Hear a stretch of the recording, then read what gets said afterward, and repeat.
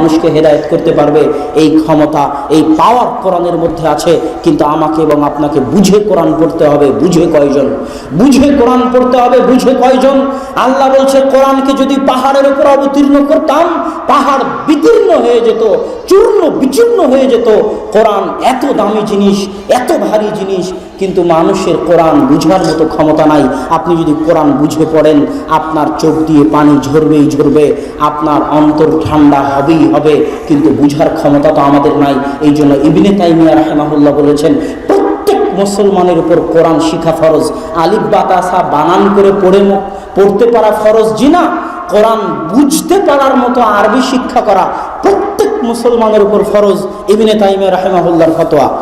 আরবি বুঝে কোরআন বুঝতে পারার মতো জ্ঞান অর্জন করা আপনাদের সবার উপর ফরজ। ফতোয়া ইবনে তাইমিয়া রাহিমাহুল্লাহ। কেননা কোরআন যদি মুসলমান না বুঝে, তাহলে মুসলমান আল্লাহ তার জন্য কি পাঠিয়েছে সেটা বুঝতে পারলো না। কেননা কোরআন মানুষের জন্য এসেছে।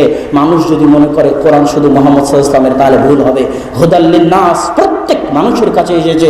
প্রত্যেক মানুষকে আরবি শিখে কোরআন বুঝতে পারতে হবে।